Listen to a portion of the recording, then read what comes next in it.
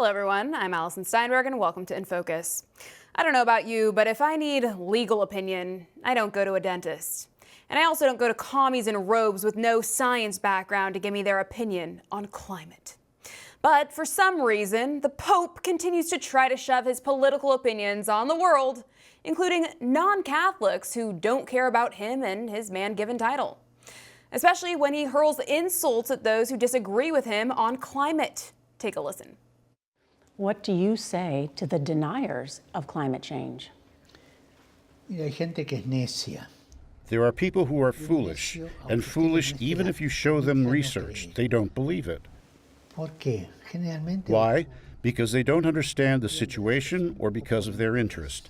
But climate change exists. El cambio climático existe.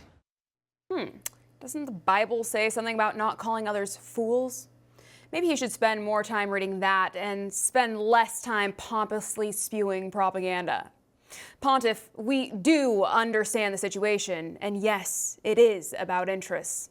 The interests of the globalists like yourself in their quest for the power. The real fools are those who take your views to heart. Joining us now to break it down, CEO of Liberty Sentinel Media and author of the book Indoctrinating Our Children to Death, Alex Newman. Thanks so much for being with us, Alex. It's great to see you. Great to be here. Thank you, Allison. Well, Alex, I don't know, but I think the Pope might be calling you a fool. What is your response to him? Yeah. Oh, man, I love what you said. He really needs to spend more time in the Bible, right? We know this planet is going to burn. We know it's all going to burn, and it's not going to be because of your SUV. It's not going to be because you keep your air conditioning a little colder than His Holiness would like. But this is really ridiculous. We actually, me and a number of others went to the U.S. Conference of Bishops meeting in Maryland earlier this year in Baltimore, and we gave a variety of different presentations. We had actually a Nobel laureate there. Dr. John Clauser was there. I was there. Mark Morano, who I know is a regular guest on your show, was there. And we explained to these bishops and to the fake media, the Washington Compost, New York Slimes, they were all there, what a hoax this was. But of course, you know, the Pope is right. There is climate change. The climate has always changed since God put this planet here. But what he's wrong about is the idea that humans are causing this change and that dismantling civilization, giving up our freedom, and destroying the middle class would do anything to halt that climate change. So he does need to stay in his own lane. Unfortunately, he's bringing all the religions and the religious leaders of the world together under this banner of fighting climate change, which they're actually using to redefine morality. I was on the Arabian Peninsula just some months ago for the UN Climate Summit, and they had the Interfaith Pavilion, as they described it, right at the heart of the summit. And the Pope was supposed to show up to read his little speech to introduce the place. Unfortunately, he got sick and wasn't able to come, but his Secretary of State came and read the Pope's speech. One of the things that he said, I think everybody needs to understand this, he says that your carbon emissions, your sins against the climate are an offense against God. Wow. And again, as you said, Allison, he needs to go back to reading his Bible and less of the pseudoscience, please. Yeah, yes, please. That would be much appreciated. But it's amazing because they just have to continue to shame those who actually have a brain, who doubt the lies that they've been telling about climate change in order to get people to go along with their absolute foolishness. Like, for example, the new EPS regulations the Biden administration just announced that coal-powered plants must control 90% of their emissions or shut down. Wow, Alex, what is this going to do to our economy and energy costs? It's going to do exactly what it is planned to do. And Barack Obama was remarkably transparent when he was running for president. He said, under my plan, energy prices will necessarily skyrocket. For once, he told the truth. Yes, under their plan, energy prices will skyrocket. What they're doing here, Allison, is actually very strategic. It has nothing to do with the climate. Forget the climate change. It's a total hoax. What they're doing here is they're trying to dismantle the U.S. economy. They're trying to ship what's left of our middle class, what's left of our wealth, what's left of our productive capacity over to China. The Communist Chinese are bringing 2 coal-fired power plants online every single week on average. They have no intention of stopping. And so what's happening is as they shut down our power plants here, as they make power unreliable and very expensive, American manufacturing has to shut down to stay competitive in a global market. So what they do, they shut down their factory here, they ship it to China, where that factory will be powered with a coal-fired power plant. And then they shut down all the jobs, shut down all the wealth production, all the intellectual property goes over to China. This is a reorganization of the world's economic and political system. And as they shut down the economy in the United States, of course, that'll have national security implications. Of course, that's going to end up gutting our military more than Joe Biden and his woke transgender DEI CRT cultishness has.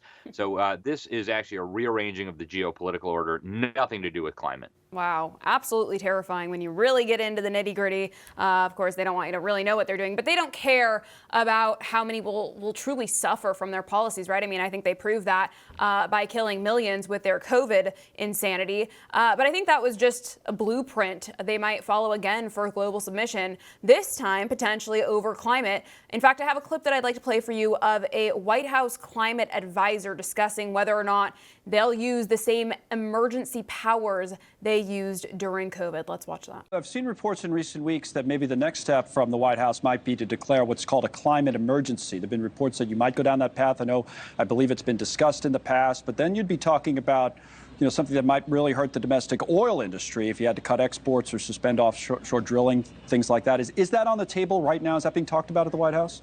I won't engage in hypotheticals. What I will say is we look at every single tool that we've got to take on this climate crisis and unlock the economic opportunity that's embedded in taking on the crisis for the American people.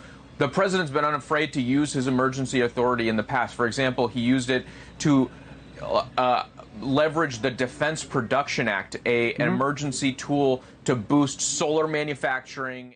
Wow, he said they will use all the tools in their belts, won't they? I don't have any doubts about that. Do you? These are imaginary, made-up tools. They need to read their Constitution. There is no emergency exception to the Constitution. They have no power to do this. I think this is a trial balloon. They're trying to put this out there to see what people say. And you see the talking heads on the media, oh, wow, they might use an emergency authority that, of course, they don't have. So what needs to happen now, what should have happened is the Republicans in the House of Representatives should have just defunded all of it. No more money for climate shenanigans. The UN, the climate advisors, Mr. Ali should be fired and thrown out looking for a real job. But more importantly now, since that ship has sailed, thank you, Speaker Johnson, we now have the Republican states are going to have to stand up and say, you have no authority to declare a climate emergency. You're not shutting down anything in our state. If you send anybody into our state to shut down a power plant, to shut down an export of anything, you're going to be arrested and you're going to be prosecuted. This is absolutely ridiculous. And it's time for state and local governments and county sheriffs to treat this emergency as the emergency that it is. This is a flagrant attack on our lives, liberty, and property. They have no right to do this, and states and local governments will have to stand in the gap. Absolutely, and I sure hope they do, because the attacks keep coming. In fact, I think the COVID virus blueprint continues now with this bird flu. It's now being reported that it's infected our cattle and could potentially jump over to humans.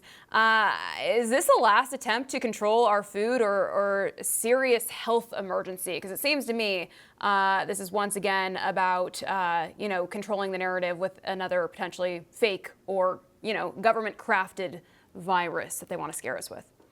No question about it, Alison. And of course, the clown car known as the World Health Assembly is getting ready to meet in Geneva to wrap up discussions on the International Pandemic Accord or Treaty, and also the amendments to the international health regulations. As many scary viruses and alleged public health threats as they can throw out, they see that as a positive.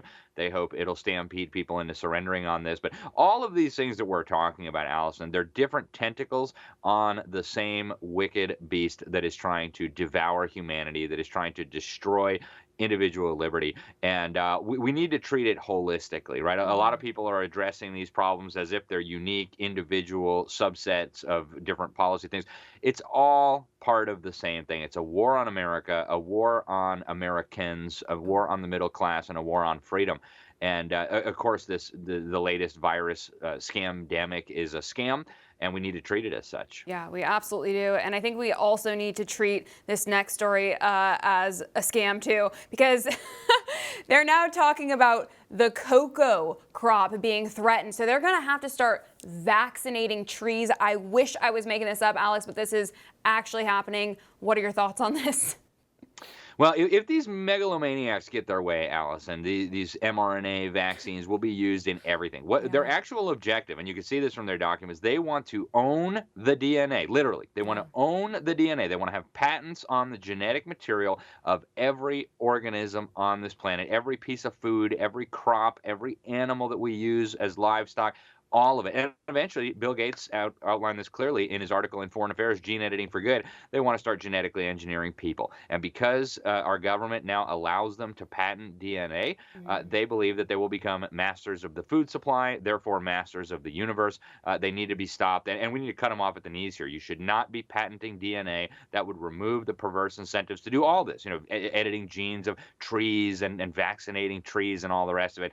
These people need to be stopped. Yeah, they sure do, and it's just disgusting. They are so ruthless, and they clearly don't care at all about any of us citizens. But it is what it is, and the grift continues because now the CBDC situation is seemingly worsening. It's all connected, all tied together. But the World Economic Forum is now bragging that 98% of central banks are adopting CBDCs, which, as we have discussed, is a critical aspect to globalist world domination, right? And just a cashless society is what they want for our future. What does this mean to you, Alex? Should we be concerned about central banks now adopting this just out in the open?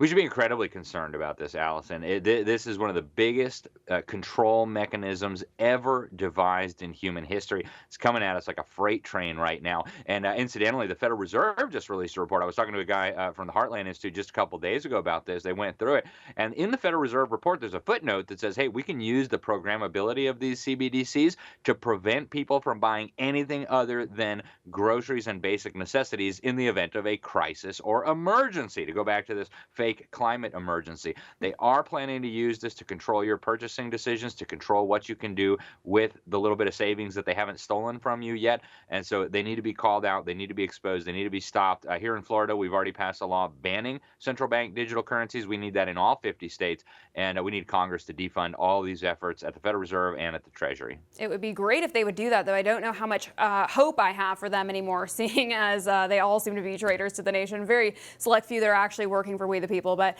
I don't know, Alex, we'll wait and see what happens. Hopefully they get themselves on the right side of history. We are all out of time for today. Thank you so much for joining us to weigh in. I always appreciate it. Thank you, Allison. Really appreciate it as well. For all our viewers asking where One America News is heading in the future, we would like to introduce you to OAN Live.